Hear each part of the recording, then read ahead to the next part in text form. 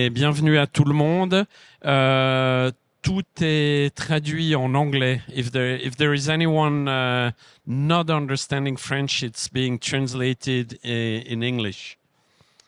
Je vais faire l'introduction de mon illustre table ronde. Je commence par Karine. J'espère que je prononce juste, tu me corriges. Zegdi, qui était associé, responsable du secteur du luxe chez Deloitte. Deloitte, qui est une société de consulting et qui produit des rapports très intéressants sur l'industrie horlogère. À côté de moi, j'ai monsieur Yves Bougman, qui est le président de la Fédération horlogère suisse. On a monsieur Cyril Mathieu, tout au bout. Qui est le patron de la division horlogerie chez Acrotech. Acrotech qui est à peu près le seul groupe indépendant transversal qui produit du mouvement mécanique Swiss Made. Monsieur Jean-Jacques Weber qui est le président de la Fédération horlogère, et moi je rajoute toujours française, voilà, comme ça on a les deux fédérations qui travaillent main dans la main.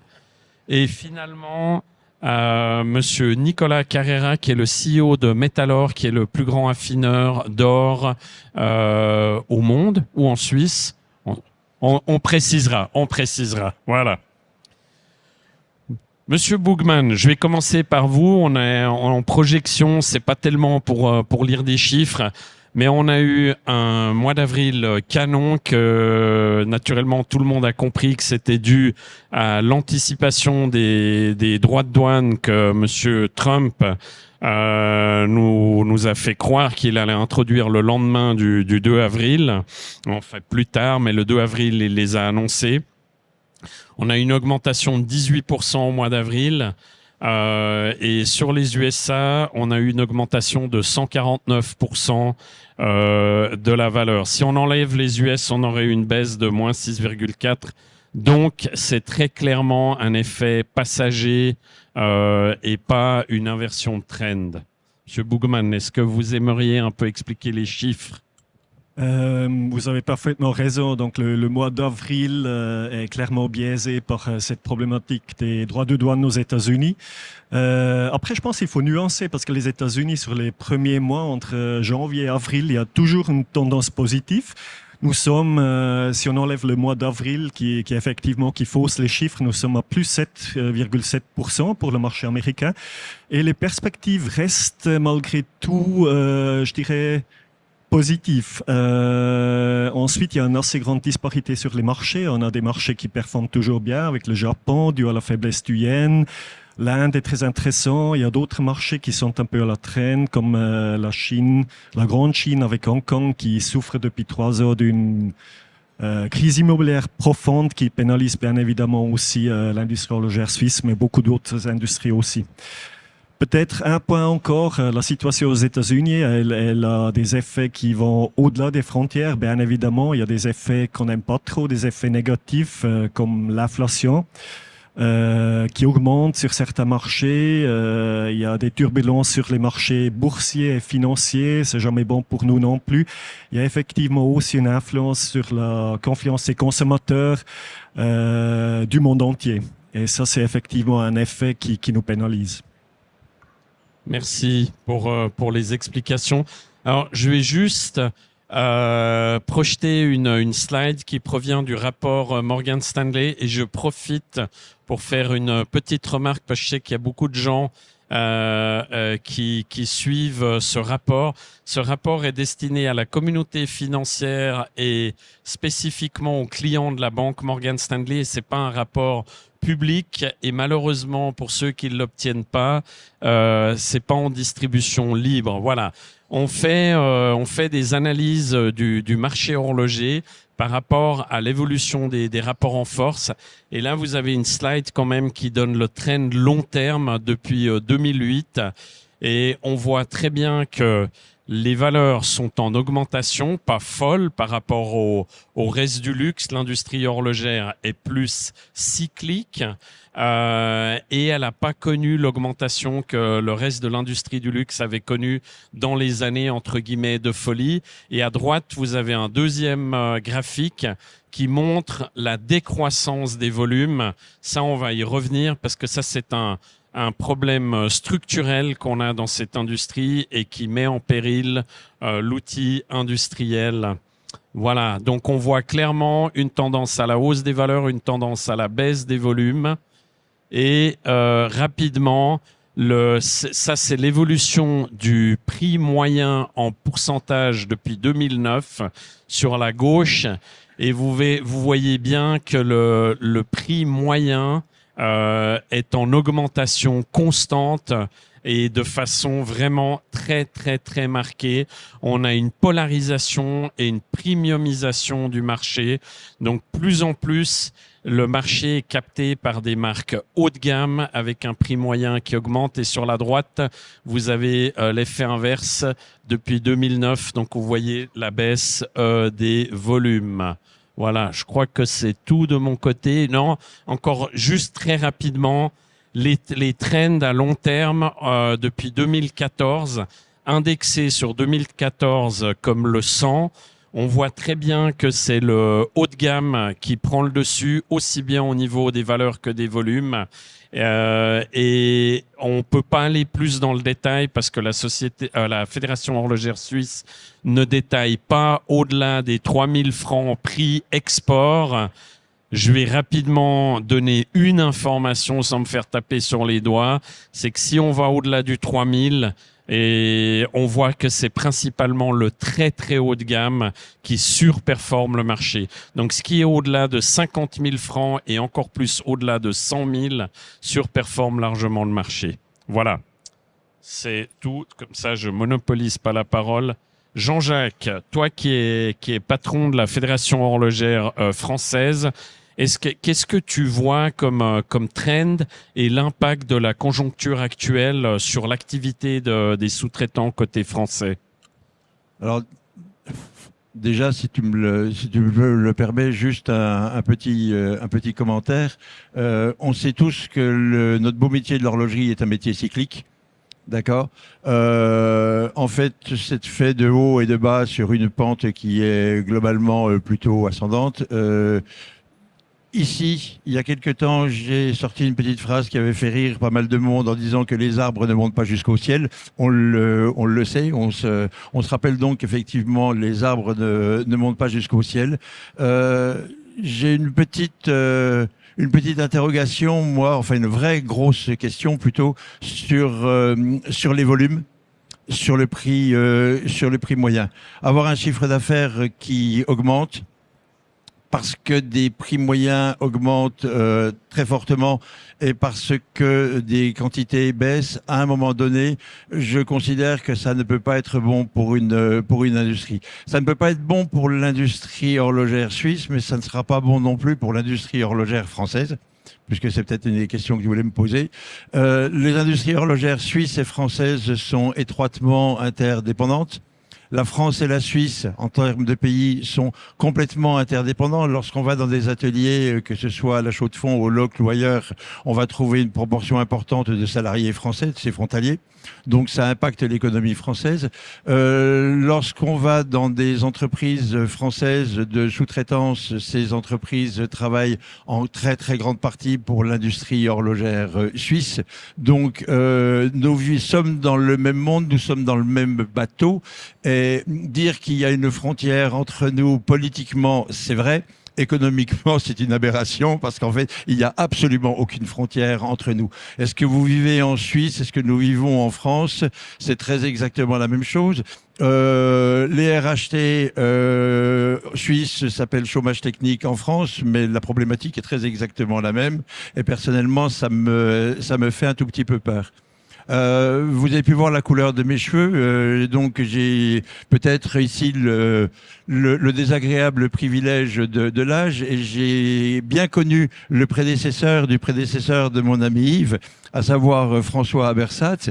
Et François Abersat avait une mantra et il disait ne perdez pas le moyen de gamme, parce que si vous perdez le moyen de gamme, vous perdez tout. Et je me dis que le moyen de gamme fait partie intégrante de l'industrie horlogère suisse. Quelles que soient les montres qu'on peut vendre à 100 000, 200 000 ou 500 000, c'est une chose. Mais penser que l'industrie horlogère française viendra remplacer les parts de marché laissées sur le bord du trottoir par l'industrie suisse, personnellement, je n'y crois pas.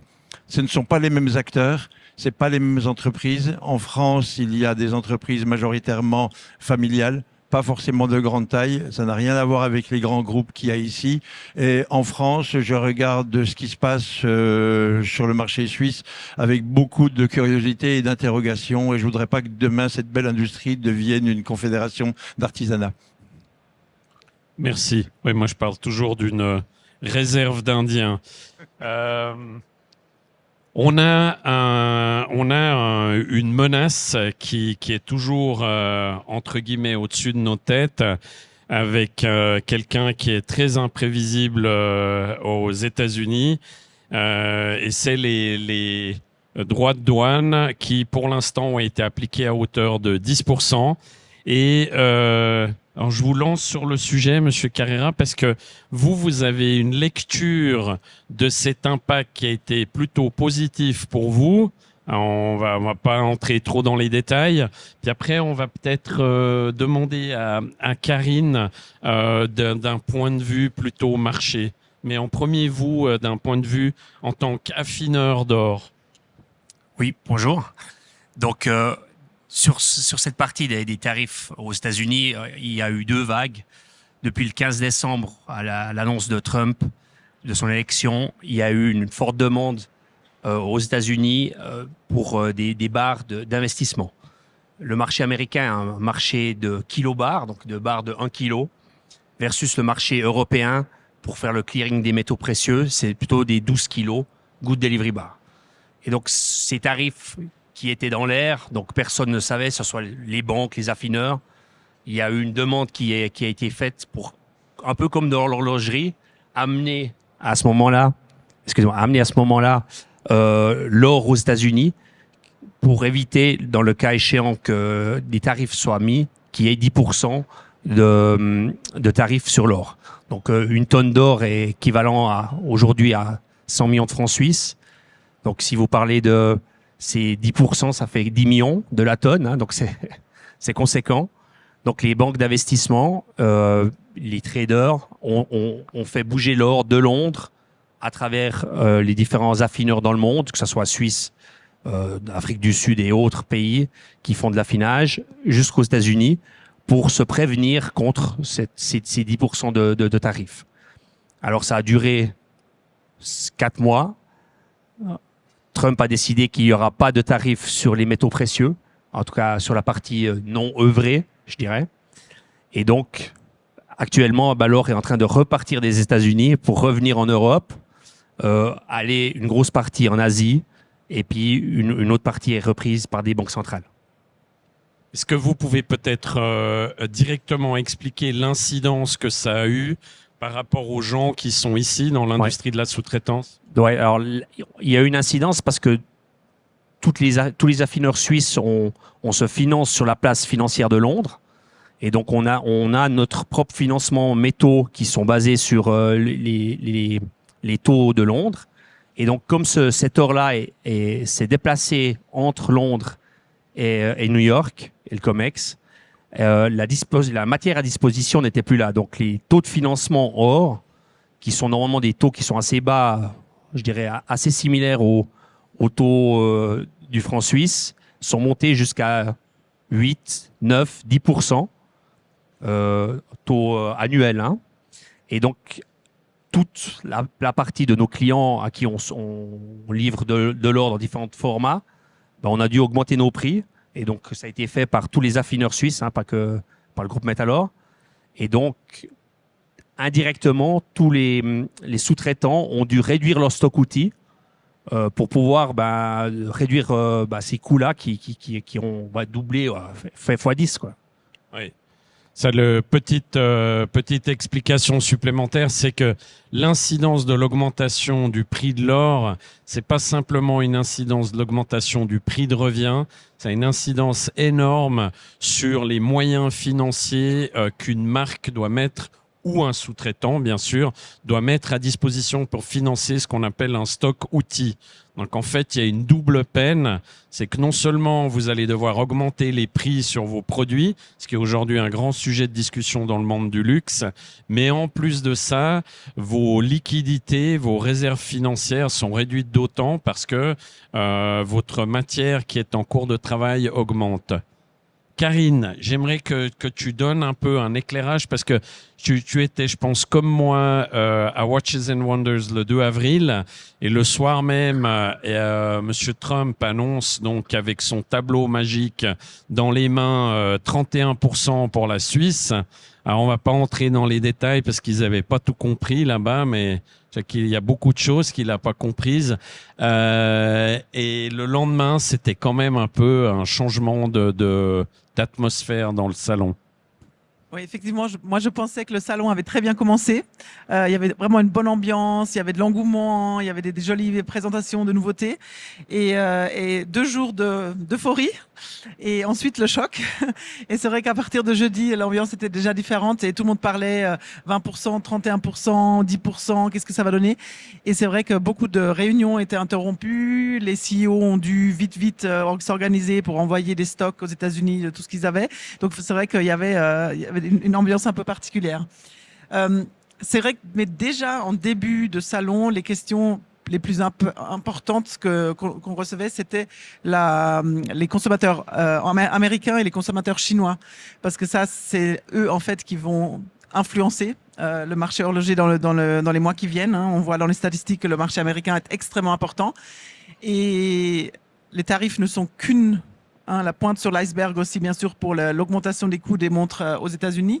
Néanmoins, les consommateurs sont déjà affectés avec le programme Doge, avec l'inflation. En fait, quand le coût de la vie augmente, de pouvoir payer sa nourriture, ses voitures, est-ce qu'on a vraiment envie ou besoin d'acheter cette montre supplémentaire qu'on se permettait, si on parle du moyen de gamme, de temps en temps?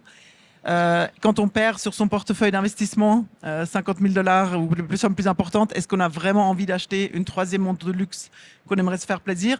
Donc déjà, tous ces faits-là ont créé un peu un sentiment d'incertitude aux États-Unis pour les consommateurs. Ça, c'est les États-Unis.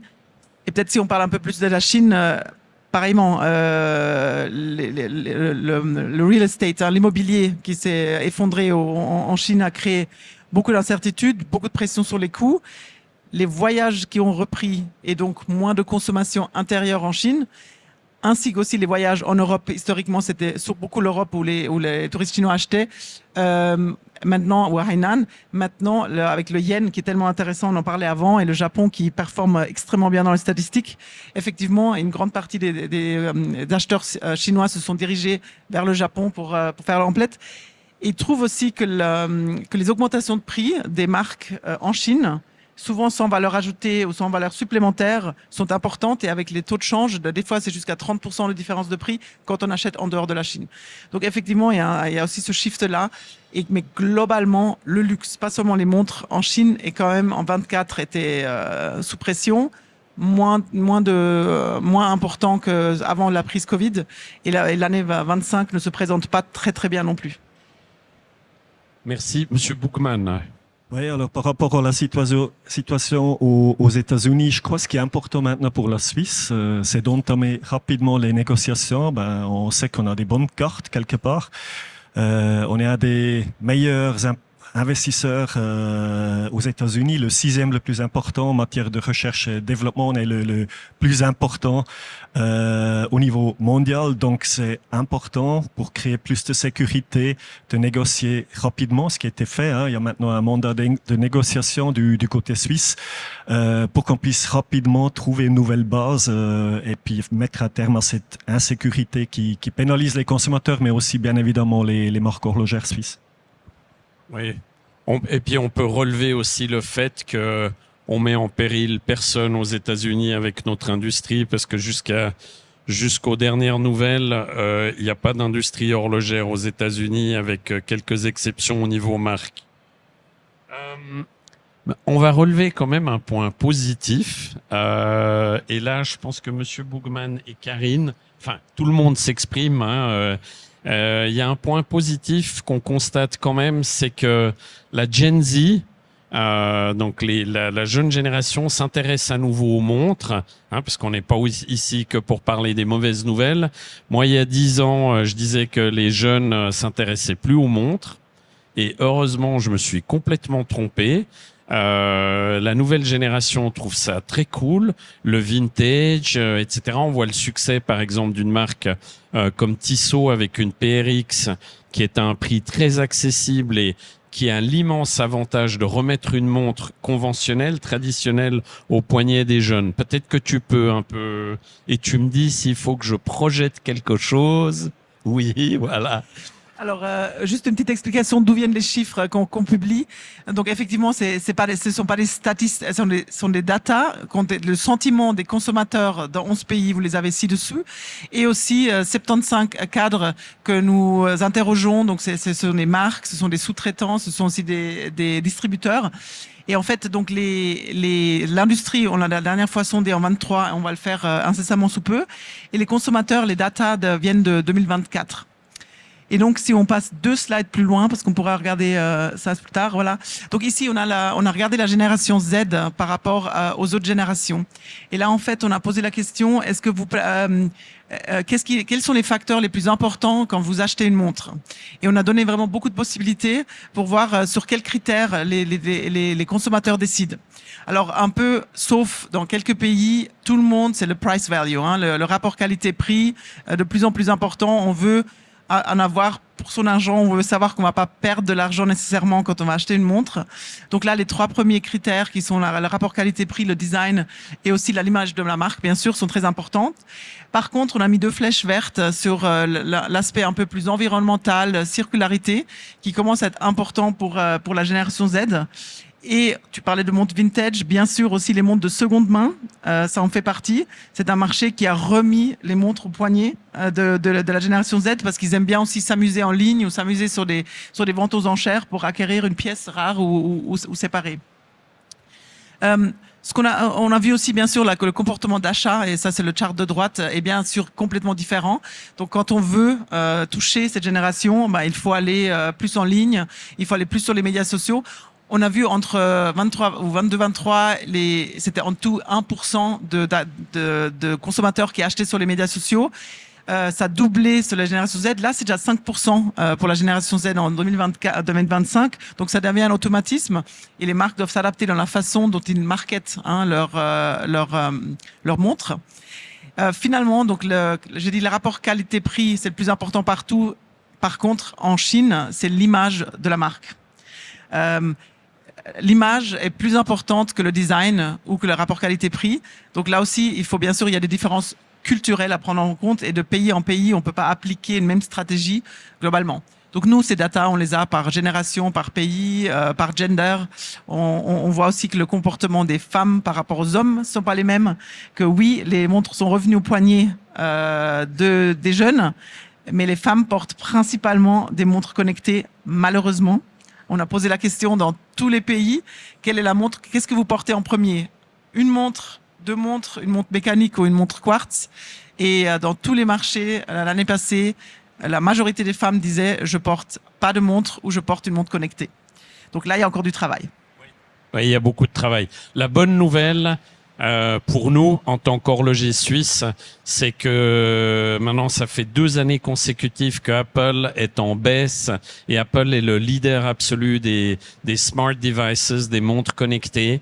Et ils perdent, ils ont une part de marché qui reste constante, ils sont au-delà de 50%. Ils produisent largement plus à eux seuls ce que toute l'industrie horlogère suisse produit, mais on voit quand même qu'il y a un début de désintérêt ou de désamour. Par contre, les montres connectées d'entrée de gamme sont toujours en progression.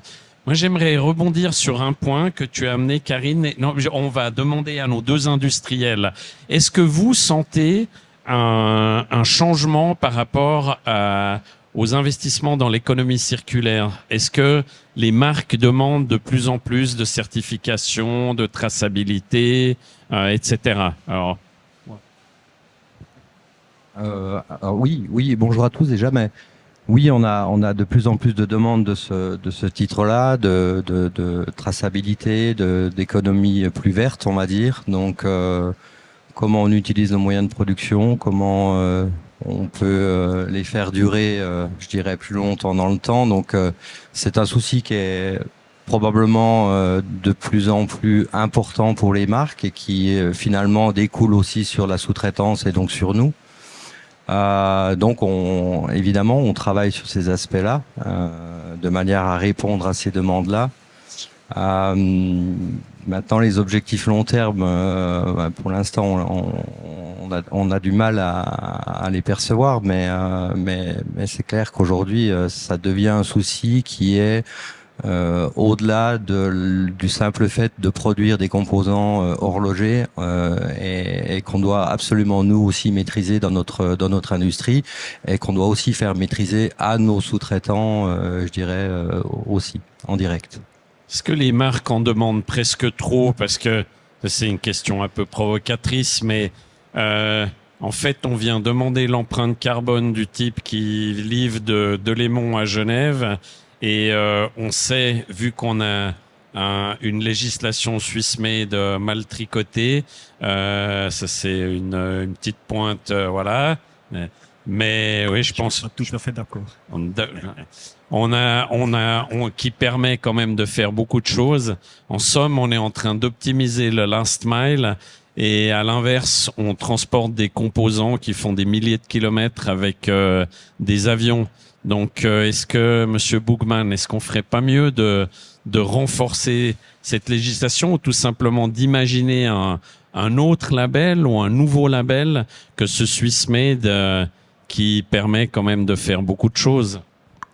J'aimerais peut-être juste défendre le label Swissmade en fait, parce que c'est pour une indication géographique, c'est une des législations les plus strictes au monde. Et c'est vraiment un gage de qualité pour les consommateurs du monde entier. Et c'est pas que moi qui le dis, hein, ce serait peut-être un petit peu biaisé, mais il y a aussi des sondages qui montrent que le Swissmade reste extrêmement important. Un consommateur sud-coréen, d'après les études qui ont été faites, est prêt à payer le double du prix si une montre est estampillée Swissmade. Donc c'est un gage de qualité, un héritage qui est tout simplement extraordinaire. Mais pour revenir à la durabilité, c'est bien évidemment quelque chose qui nous est demandé par le marché. C'est bien évidemment pour une industrie B2C, donc qui fournit ses produits directement aux consommateurs. C'est un point extrêmement important. Il n'y a pas une journée qui passe sans que j'entende quelque part le mot durabilité.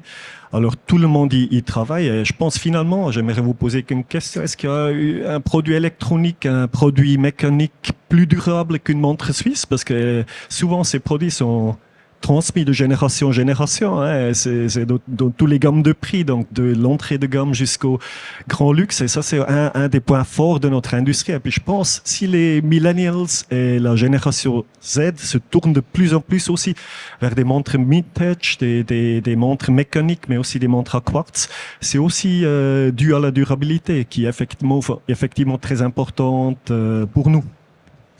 Si je peux On est entièrement d'accord là-dessus. Oui, juste Vas-y, rajouter Karine. quelque chose, c'est que dans nos études aussi, quand on voit en fait dans le luxe globalement, est-ce que les consommateurs demandent acheter une montre durable ou un sac durable? Pas forcément, mais une marque qui ne défend pas la durabilité et qui ne fait pas de reporting sur la durabilité, ils s'en détournent.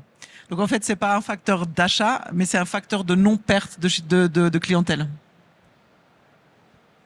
Oui, très bon point, complètement d'accord aussi. C'est vrai, Monsieur Boogman, on voit que les jeunes se désintéressent parce qu'ils questionnent la durabilité. Pour pas les nommer, chez Apple, après 5 ans, votre montre reste dans le tiroir. Et il y a un très bon indicateur aux États-Unis qui est le taux d'appairage entre la montre Apple et son écosystème. Et on voit qu'il est plus ou moins stable, mais il n'est pas en augmentation. Donc proportionnellement, il y a de moins en moins de gens qui les portent régulièrement. Non, je me tourne à nouveau vers les industriels. Et j'aimerais aussi que toi tu t'exprimes, Jean-Jacques. on voit qu'on est une industrie extrêmement cyclique. Je l'ai dit en introduction, c'est une industrie qui est plus cyclique que tous les autres segments du luxe. Elle est résiliente aussi, ça c'est le côté positif. On a toujours rebondi, heureusement, et j'espère qu'on rebondira de la crise actuelle, conjoncturelle et structurelle. Est-ce que la magie ou la solution, c'est de faire ce que Acrotech fait, c'est-à-dire de diversifier dans d'autres industries? Est-ce que tu veux t'exprimer? Tout le monde peut s'exprimer. Est-ce que le mot magique, c'est diversification? Je pense que de tout temps, mais encore plus maintenant, tout industriel qui dit que 100% de son chiffre d'affaires repose sur un seul client ou un seul type d'activité, c'est que c'est un excellent candidat au suicide. Reste à savoir s'il le fait consciemment ou inconsciemment, mais ne pas diversifier son activité, c'est jouer à la roulette russe, clairement. Donc aujourd'hui, j'ai déjà questionné un certain nombre de mes amis exposants ici et je leur ai tous demandé où ils en étaient de leur diversification. Et effectivement, quand on est un sous-traitant de l'industrie horlogère suisse, il est quand même bien de penser au spatial, au médical, à différentes formes de microtechniques, à l'automobile ou ce qu'il en reste, au militaire bientôt, hélas, voilà. Mais ça nécessite les mêmes techniques, bien souvent les mêmes machines. S'il faut apprendre un nouveau métier, mesdames et messieurs, je vous en conjure, apprenez un nouveau métier, parce que vous ne pouvez pas aujourd'hui vous reposer sur l'industrie horlogère et sur l'industrie horlogère seulement. On sait, et tu l'as rappelé Oliver, elle est cyclique, mais on sait également, et je vous invite à lutter contre ce phénomène, on sait également que d'une année sur l'autre, les volumes diminuent, et je vous le dis tranquillement, ça peut pas continuer comme ça. Il va falloir un jour quand même reprendre des volumes, et ça c'est aux industriels de choisir de remettre du sex appeal sur l'entrée de gamme, sur le milieu de gamme. Le haut de gamme, on le sait, fait son travail, mais même le haut de gamme présente des facteurs de fragilité. Le jour, tous ceux qui achètent des montres haut de gamme n'achètent pas une montre parce qu'ils en ont besoin, mais parce qu'ils en ont envie. Et Karine l'a dit tout à l'heure, il suffit qu'un jour l'envie baisse pour que tout d'un coup, ce qui reste de chiffre d'affaires se mette à baisser aussi. Et c'est quand même un tout petit peu tragique cette histoire-là. Donc, mesdames et messieurs les industriels, réveillez-vous et repensez s'il vous plaît au volume. L'industrie en a besoin, mais n'oubliez pas quand même, si l'industrie venait à tarder, de vous diversifier dans le médical, dans le spécial, dans le militaire, dans tout ce que vous voulez. Monsieur Mathieu. Oui, alors je suis très content de ce que dit Jean-Jacques parce que c'est tellement vrai. Mais alors les volumes, effectivement, on en a besoin. Se diversifier, c'est plus qu'une stratégie aujourd'hui, c'est une obligation. Et là, je suis complètement d'accord. Pourquoi se diversifier? Parce que, évidemment, on peut pas non plus compter que sur un marché. Le marché de l'horlogerie est quand même un marché relativement fermé. Qui rayonne en tout cas pour nous principalement sur la Suisse, alors que d'autres marchés comme l'aérospatial, le médical, la défense sont des marchés plus mondiaux. Donc évidemment qu'il est important pour notre industrie horlogère d'être capable de faire autre chose, et nous on le voit aussi chez Acrotech. Je dirais même que les savoir-faire horlogers aujourd'hui sont des savoir-faire qui peuvent rayonner sur d'autres marchés, et on le voit dans le médical. Un exemple concret, le médical se miniaturise de plus en plus, et les techniques, les technologies qui sont mises en place par les horlogers aujourd'hui permettent de répondre à cette miniaturisation. Et c'est là où c'est extrêmement important d'explorer d'autres marchés, parce qu'on a un savoir-faire dans l'horlogerie qui est réputé pour l'horlogerie aujourd'hui, mais qui commence aussi à avoir une certaine réputation dans d'autres domaines, et on doit utiliser cette réputation pour s'ouvrir à ces domaines-là. Et donc je suis absolument convaincu qu'il faut continuer à se diversifier, que évidemment on aimerait bien que les volumes de l'horlogerie continuent à augmenter, mais toutes les statistiques montrent que ça va plutôt à l'inverse. Et évidemment aussi on souhaite que nos clients actuels continuent à essayer de faire la promotion de l'horlogerie suisse à travers le monde, avec des prix qui sont payables. On parle de la génération Z. Moi, ce qui m'importe surtout aussi, c'est qu'on garde une horlogerie qui soit accessible pour cette génération. Et ça, c'est très important. Donc, le prix compte, l'attractivité des marques compte, mais si les grandes marques aujourd'hui vont dans des prix qui sont extrêmement élevés, ben, c'est clair que l'attractivité de cette génération, enfin, ils auront beaucoup moins d'intérêt à investir là-dedans, et c'est pour nous un réel danger. Donc, on se doit permettre de continuer dans cette voie-là. Je crois que c'est extrêmement important ce que vous avez dit. C'est vraiment essentiel que l'industrie horlogère suisse reste présente dans tous les segments de prix, aussi avec des produits abordables qui portent un Swiss made, qui est toujours porteur, comme je l'avais déjà dit, parce que nous avons en Suisse, mais aussi de l'autre côté de la frontière, en France voisine, une industrie, un tissu industriel extraordinaire qui est unique au monde, j'ai presque envie de dire. C'est important de le préserver, aussi dans des situations qui sont un peu plus difficiles pour la sous-traitance, comme c'est le cas maintenant, on le sait avec l'augmentation des RHT, mais c'est important que nous puissions préserver cette industrie, et c'est important qu'on puisse aussi augmenter les RHT de 18 mois à 24 mois pour pallier à des baisses conjoncturelles comme nous les vivons actuellement avec l'insécurité aussi sur le marché américain. Est-ce que c'est inéluctable qu'on perde ces volumes? Je suis retourné en arrière, désolé Karine, mais je suis revenu en arrière et en fait, en 20 ans, on a perdu la moitié des volumes. Pour faire un fast forward, on est revenu en 2011 à plus ou moins 30 millions de montres, on était juste en dessous, 29 millions, et depuis, on a une décroissance inexorable des volumes. Il y a un journaliste qui m'a demandé il y a quelques mois une projection à la fin de la décennie. Alors ça a probablement pas fait plaisir à beaucoup de gens, mais moi je pense qu'on sera à peu près à 12 millions. Il faut savoir que des 15,3 millions exportés l'année passée, à peu près 70% sont dus au Swatch Group. Et c'est vrai que si on regarde l'entrée de gamme, il n'y a pas beaucoup de monde qui le défend, à part le Swatch Group, avec le succès extraordinaire, par exemple, de la Moon Swatch. On voit un autre phénomène qui est dans le milieu de gamme, qui sont ces micro-marques, beaucoup axées sur le trend du néo-vintage. Mais je me demande, est-ce que ça, c'est la solution pour sauver les volumes? Parce qu'une fois qu'on enlève Swatch Group, encore une fois, avec des gros volumes chez Swatch, chez Tissot, chez Longines encore, malheureusement aussi en décroissance, et qu'on enlève une marque qui s'appelle Rolex, il reste plus grand-chose. Comment vous voyez l'avenir, Monsieur Boogman? J'avais plus de micro. Tu voulais dire quelque chose, Jean-Jacques?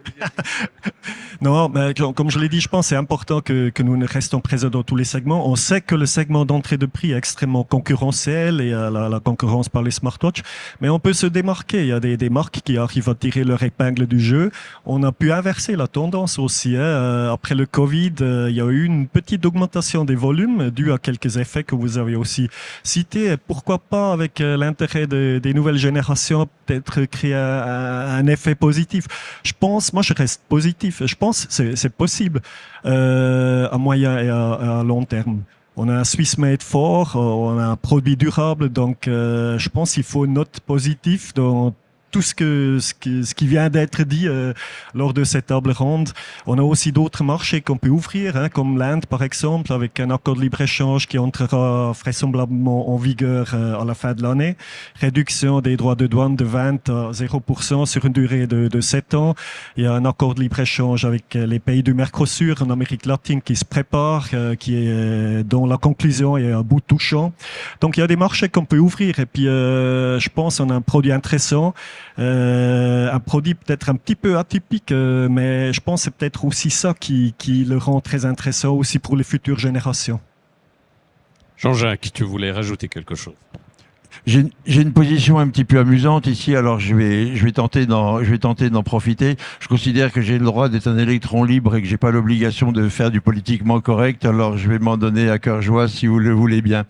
On peut aussi faire 1 million de montres à 25 000 francs suisses, et on a quand même fait 25 milliards de chiffre d'affaires. Mais le jour où on a fait ça, on n'est quand même pas loin d'avoir tout perdu. Donc vos industries, ça deviendra des ateliers. Il y aura plus besoin d'écoles.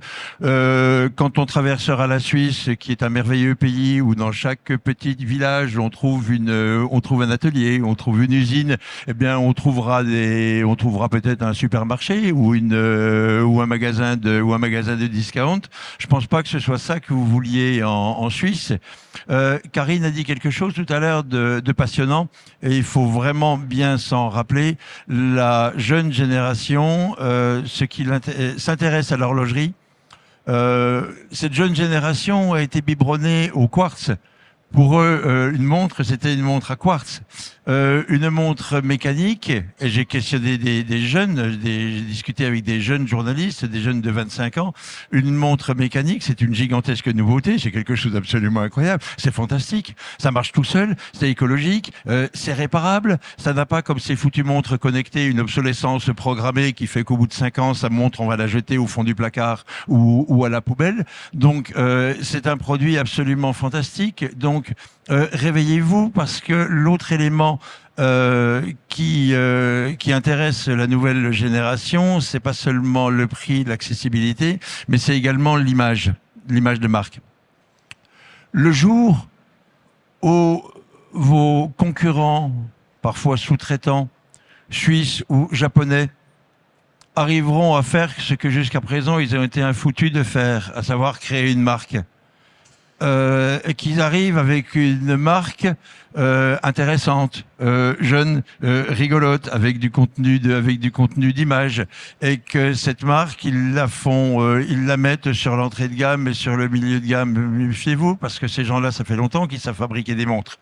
Donc, le jour où il arrive une marque made in China qui est un tout petit peu sexy, et que c'est de la jeune génération s'y intéresse en disant, le contenu de marque il est bon, le design il est super, le prix il est top.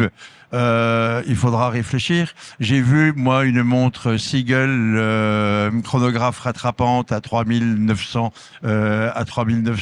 euros. Seagull, c'est pas une marque aujourd'hui, mais le jour où Seagull ou Schmoldu devient une marque, vous pouvez tous avoir du souci à vous faire. Donc, retrouvez du volume. Vous savez faire du volume. Vous savez faire de très très belles montres. Vous l'avez prouvé au cours des 20 années écoulées. Et retrouvez vite les 30 millions de montres que vous avez su bien s'y faire. J'aimerais. Je suis désolé, mais bon, j'ai le droit d'être un petit peu électro-libre et poil à gratter. Donc, j'en ai profité. Hein. Tu as bien fait. Je rebondis rapidement sur quelque chose et puis après je te repasse la parole, Karine, pour les slides suivantes. L'année passée, il y a une marque en Chine que probablement peu de monde ici connaît. C'est dans la joaillerie. Ça s'appelle Lu Pao, qui fait de l'or 22 carats, qui ont leur propre point de vente. Et j'ai un scoop, mais c'est pas moi qui l'ai inventé. Morgan Stanley a publié récemment une petite note là-dessus. C'est la première année où Lu Pao a vendu plus en valeur qu'une petite marque de joaillerie française qui s'appelle Cartier en Chine. Et quand j'ai écrit il y a quelques mois en arrière exactement ce que Jean-Jacques disait, que peut-être les Chinois un jour vont apprendre à faire du luxury branding, du marketing du luxe, faudra qu'on commence à réfléchir si nos 5 siècles d'avance vont finalement suffire. Voilà, je te passe la parole parce que tu as d'autres choses intéressantes que j'aimerais bien que tu... Est-ce qu'on va peut-être pour la Chine? Voilà. Oui. Je vais juste rebondir là-dessus parce qu'effectivement, on a aussi discuté avec mes collègues chinois sur les consommateurs chinois pour savoir est-ce que le luxe à l'européenne ou à la française sera là durablement en Chine, parce que c'est ça la grande question. Dans les baskets, il y a déjà des marques de sportswear chinoises où les consommateurs chinois se disent de toute façon c'est produit chez nous, pourquoi est-ce qu'on l'amènerait en Europe, ou aux États-Unis, on met un brand et on le paye plus cher. Et c'est vrai que les marques de sportswear ou d'habillement de sport marchent très bien. Par contre, le luxe européen a quand même une aura et un brand name, hein, comme on dit, qui est extrêmement élevé. Par contre, il faut le soutenir avec de l'innovation, avec de la circularité et d'autres valeurs qui sont importantes. Ce qui marchait hier ne marche plus forcément aujourd'hui non plus. Donc, intéressant ton exemple. Je vais regarder cette marque joaillère parce que ça arrive. Je disais tout à l'heure qu'effectivement pour les consommateurs, il faut regarder les habitudes d'achat ou de préférence, marché par marché et génération par génération. Et gender by gender, hein, parce qu'effectivement, il n'y a pas un consommateur type. Ici, on vous a mis quelques datas sur les consommateurs chinois et aussi comment ils se comportent par rapport aux consommateurs moyens que nous avons interrogés en 2024. Donc là, on voit au début déjà qu'est-ce qu'il porte. Alors, il porte beaucoup de montres connectées et beaucoup de double wristing, hein, donc deux montres en même temps. On a creusé un peu pour savoir quand on porte deux montres en même temps, comme notre ami Jean-Jacques ici présent. Alors lui, il fait bien parce qu'il porte deux belles montres mécaniques, je présume. Souvent, le double wristing, c'est donc une montre, on va dire mécanique et une montre connectée, parce qu'on aime lire ses emails et avoir ses pas, et on aime bien porter une belle montre parce que c'est important d'avoir une belle montre. Donc je vois déjà dans le public, on a aussi du double wristing. Bravo, c'est bien. On a des amateurs. Donc souvent c'est effectivement les deux. Alors double wristing, c'est pas en même temps, hein. Il y a aussi le double wristing qui est je porte ma belle montre au bureau et le week-end je mets une montre pour le sport, ou l'inverse, je porte une montre sportive pour la journée et quand je sors le soir, je mets une montre plutôt mécanique. On voit aussi dans le prochain, c'est bien sûr, ils achètent complètement différemment. Et tu mentionnais tout à l'heure, quand les Chinois comprendront le marketing digital, ils le comprennent déjà très bien. Et effectivement, les spécialistes, nous, les meilleurs spécialistes en marketing digital, c'est les Chinois.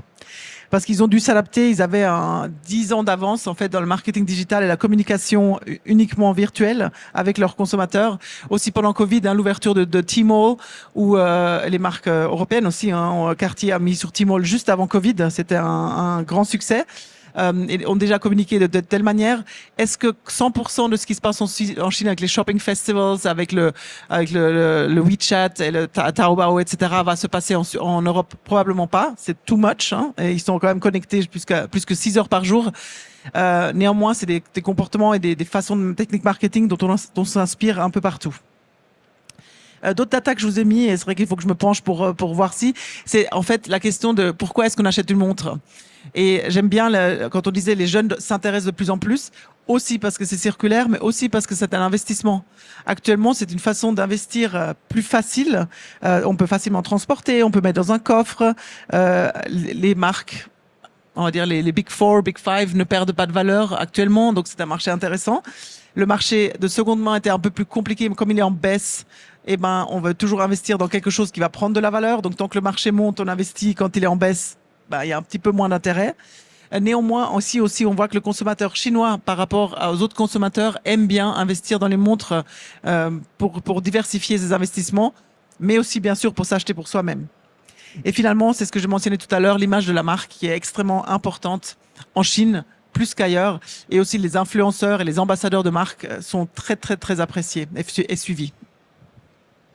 Monsieur Carrera, on parle beaucoup du consommateur final qui est plus sensible à l'économie circulaire, au long terme, à la durabilité. Est-ce que vous ressentez ça dans la demande de vos marques clientes? Oui, on l'a vraiment remarqué maintenant depuis, je pense, 8 ans. Mais alors, on a fait notre premier rapport ESG il y a 5 ans. On regarde pas que nos marques, hein, on regarde un peu tout, que ce soit nos clients, on regarde les différents stakeholders, parce qu'on a aussi beaucoup de demandes de nos banques qui nous financent pour comprendre un peu quels sont les trends. Aussi, l'économie circulaire, dans des métaux précieux, on a la chance, vu que le gramme d'or a comme une grande valeur, que vous n'allez pas le laisser tomber et que vous allez le recycler ou le retraiter pour pouvoir le récupérer. Donc c'est vraiment le principe de base du groupe Metalor, c'est de prendre tous les métaux précieux qui sont sous diverses formes pour pouvoir les retravailler, les recycler, les affiner pour pouvoir les restituer aux clients. Et même on a certains grands groupes horlogers qui ont eux voulu fermer leur propre loupe, c'est-à-dire qu'ils ont leur propre cercle vertueux avec leurs sous-traitants et d'autres, mais aussi des groupes industriels qui ont fait ceci, qui permet après de pouvoir aussi traiter la provenance de l'or en prenant une typologie d'or qui soit minière, soit on appelle l'or recyclé sur les marchés pour pouvoir après aussi avoir un message. Par contre, il n'y a pas beaucoup de communication qui se fait dessus, hein, donc tout le monde est en train de faire un peu ses rapports je dirais de leur côté. On a quand même entre les personnes responsables de la partie ESG des discussions. Lorsqu'on a fait nous notre rapport ESG, et là on est en train de bouger aussi pour faire la partie ces nouvelles normes européennes CSRD. On a aussi été voir les différents stakeholders pour voir qu'est-ce que eux attendent de nous, hein, parce que c'est aussi ainsi qu'on évolue, c'est de comprendre à travers vos clients, à travers vos fournisseurs, qu'est-ce que eux attendent de vous dans le futur. Et donc là, on est en train de se positionner. Le groupe a aussi décidé d'investir fortement dans les panneaux photovoltaïques pour réduire notre empreinte CO2, ce qu'on a fait ces dernières 5 années. Et donc oui, c'est vraiment un grand trend qui est là. Et la demande, elle est là. On voit aussi des plus petites marques ou de plus petits sous-traitants qui commencent aussi à regarder ceci. Ce matin, je discutais à un stand. Cette norme aussi RGC, COC, où il y a des personnes qui veulent maintenant avoir leur production qui soit aussi 100% RGC ou COC compatible. Ça devient d'un besoin d'un client ou sûrement d'un groupe horloger ou bijoutier qui demande ceci. Et on le voit pas qu'en Europe, on le voit aussi aux États-Unis. Dernièrement, on a eu des discussions avec des groupes américains qui produisent la bijouterie un peu partout dans le monde, qui eux veulent aussi gentiment bouger pour pouvoir avoir une économie plus circulaire que ce qui existe. Vous pouvez juste rappeler le pourcentage d'or, par exemple, qui est en fait de l'or recyclé. Est-ce qu'on a besoin, entre guillemets, d'injecter? Alors, je peux vous donner les indications de Métalor. Mondial, c'est un peu une nébuleuse qui est toujours pas très claire. En tout cas, pour Métalor, c'est 25% de l'or qui vient de l'or minier au niveau du groupe. Alors là, je parle pas que de la Suisse, hein, je parle des différents sites qu'on a de production. Et le reste, c'est tout ce qui est circulaire. Donc recyclé, qui peut venir de vault bancaires. Voilà. D'accord, ce qui est quand même un argument extrêmement fort, à nouveau ce que disait Monsieur Boogman, auquel je souscris totalement, exceptionnellement, je souscris totalement à cet argument. C'est vrai qu'on est des bons élèves, entre guillemets. Est-ce que vous sentez, par rapport à l'augmentation du prix de l'or, que vous avez des clients horlogers qui se posent la question, est-ce que faudrait réduire notre dépendance à l'or, ou au contraire qui essayent de renforcer ça? Qu'est-ce que vous sentez comme trend au niveau des matériaux? Alors bon, cette année, on a eu un trend qu'on avait vu venir déjà en fin d'année, c'est le platine. Hein. C'est un métal qui est, je sais pas, un Watch and Wonder, qui était mis en avant par beaucoup de marques. Et donc là, la grosse partie de la demande de ce platine est du platine industriel. Donc c'est de réutilisation soit de catalyseurs pharmaceutiques qui sont recyclés, qui contiennent du platine, ou soit de l'industriel.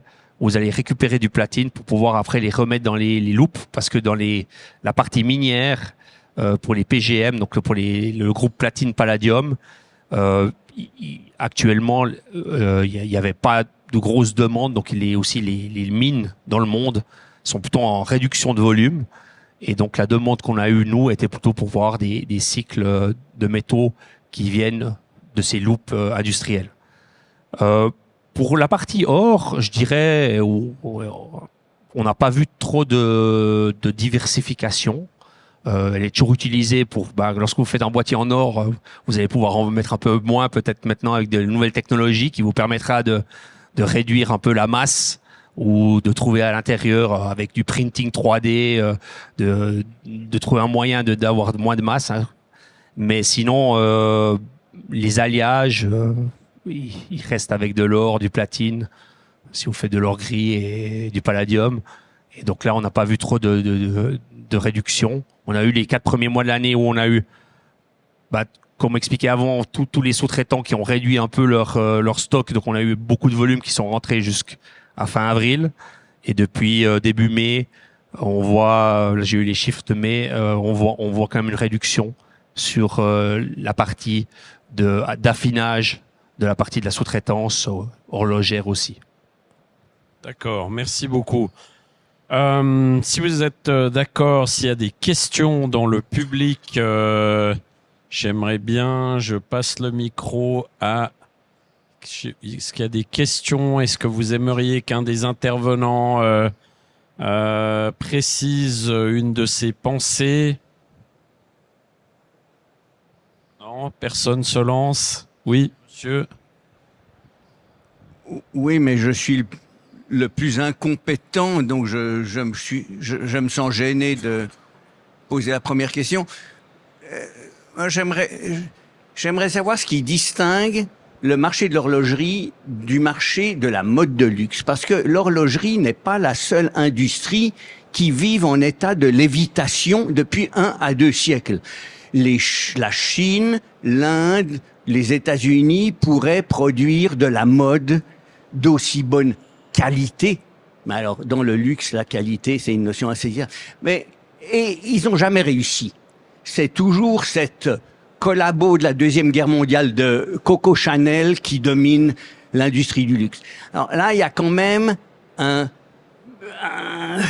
mystère. Et je suis pas sûr que de vouloir reconquérir les volumes ne soit pas encore plus dangereux que de devenir fabricant d'objets de musée. Parce qu'on sait très bien qu'aujourd'hui, on peut produire de la bonne qualité technique partout dans le monde. Alors, je sais pas, je me demande si on n'est pas face à un problème sans issue, à moins d'entretenir, et ça, on est sur la bonne voie, le snobisme pour l'éternité. Mais j'aurais 2 questions annexes, qui sont des questions méthodologiques, et madame, ne prenez pas ma question pour une attaque. On sait depuis que un hippie dans un garage a envoyé au tapis IBM, International Business Machine, que le point de vue des experts peut parfois être prisonnier de leur propre expertise. Comment fait-on chez Deloitte pour éviter ce syndrome? Parce que Deloitte est un excellent cabinet d'analyse. Mais l'érudition, tout savoir peut parfois aveugler. Et puis aussi, je me permettrais de taquiner monsieur politiquement incorrect. Je suis heureux qu'il y ait au moins un endroit à Genève où on puisse encore être politiquement incorrect.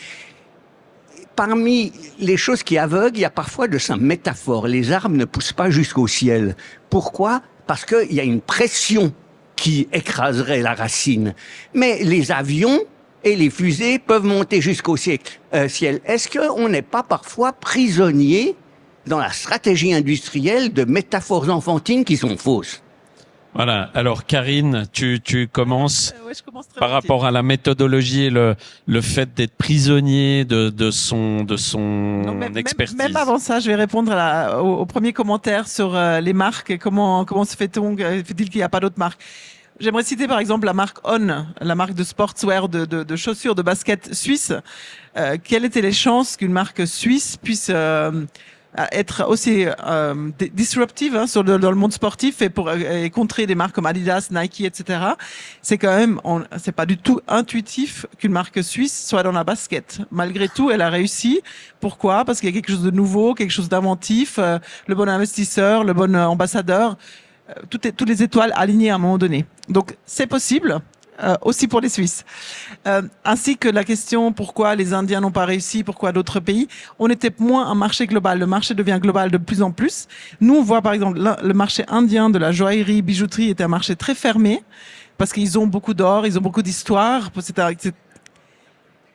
Oui, mais voilà. Mais ce que je veux dire, c'est que maintenant le pays s'ouvre, la Suisse arrive, mais aussi les marques plus locales peuvent devenir plus globales parce qu'ils ont les moyens. Il y a aussi avec le marketing virtuel, les ventes virtuelles ou online, c'est beaucoup plus facile de devenir une marque globale que ça l'était historiquement.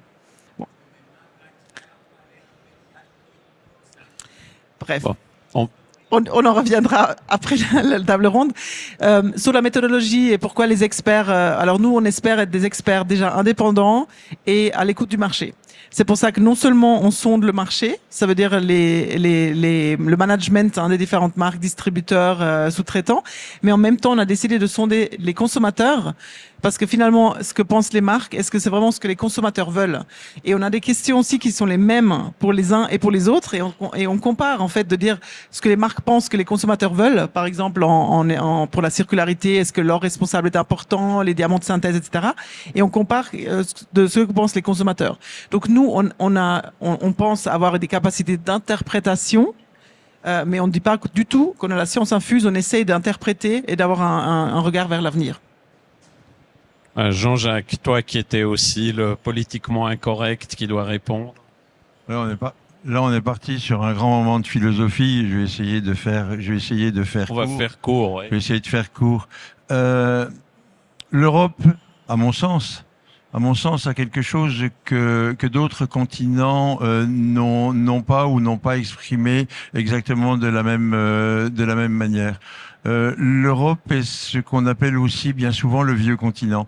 Et c'est le vieux continent qui, ça date de la Renaissance, a développé les arts, a développé les parures, a développé tout un tas de choses qu'on va certes pouvoir retrouver en Chine ou en Inde, mais d'une manière aussi continue sur les siècles écoulés, c'est quand même quelque chose qu'on retrouve. Et le luxe, c'est quelque chose d'extrêmement simple, de formidablement compliqué, à mon sens. Le luxe, c'est un produit, c'est une qualité. Ça, beaucoup sont capables de le faire, on est d'accord.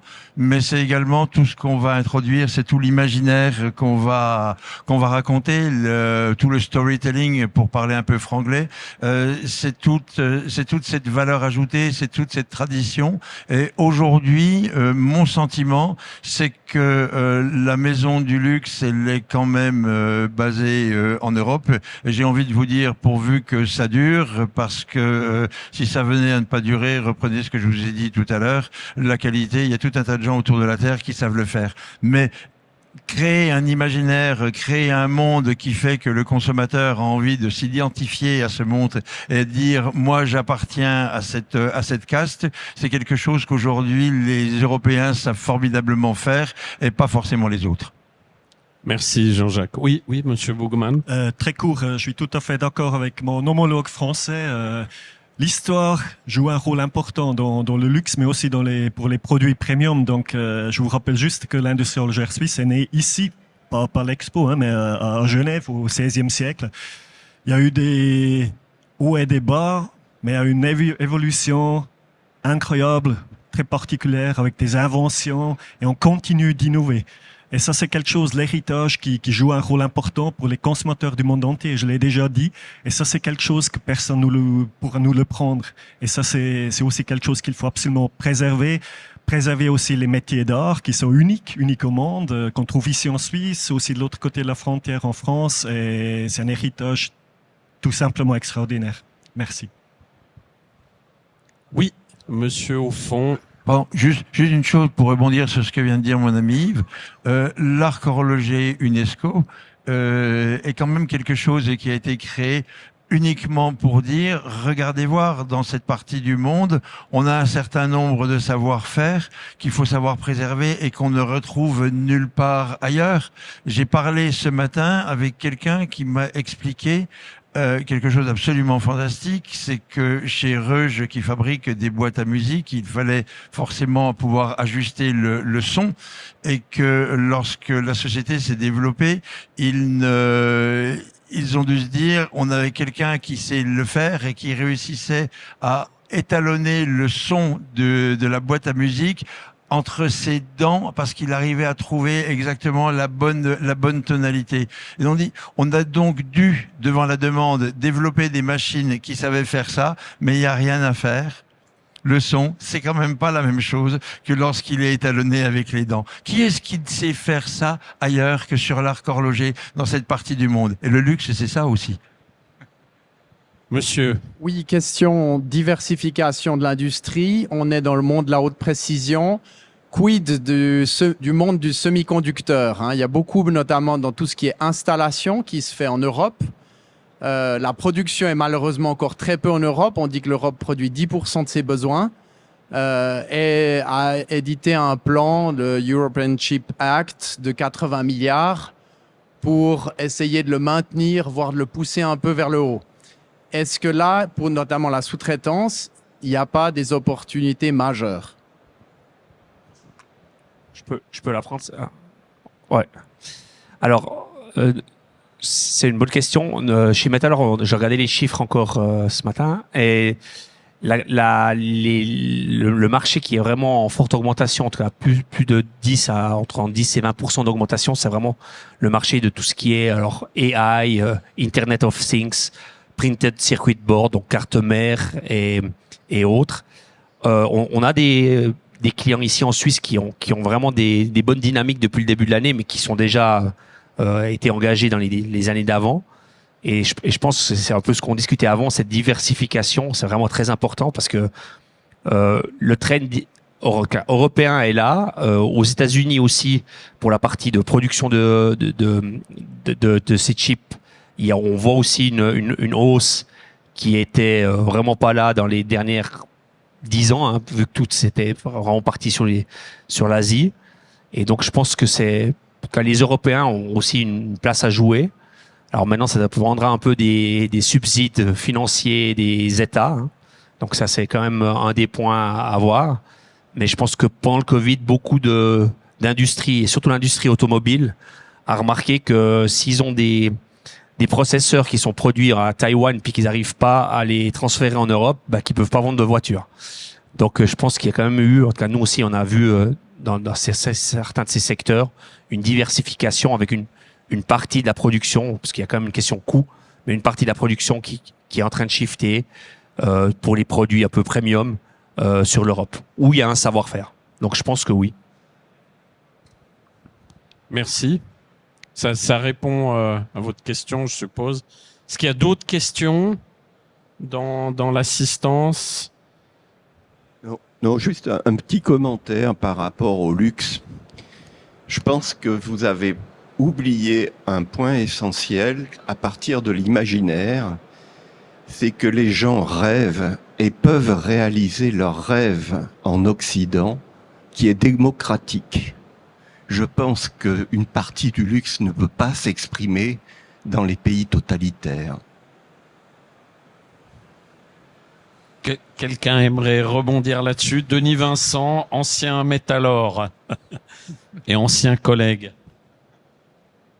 Ça t'est démasqué. Quelqu'un aimerait rebondir là-dessus?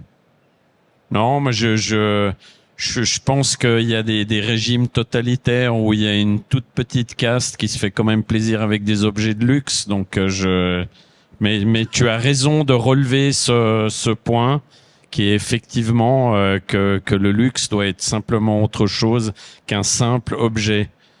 S'il n'y a pas d'autres questions, j'aimerais clore ici. Oui, si on vous. Pardon? Oui, bien sûr. Monsieur. Mais court, hein? Oui. Il y a deux manières de faire de la montre un objet haut de gamme, indéracinable. L'un, c'est en faire un objet de musée, mais il y a aussi le marché de l'art.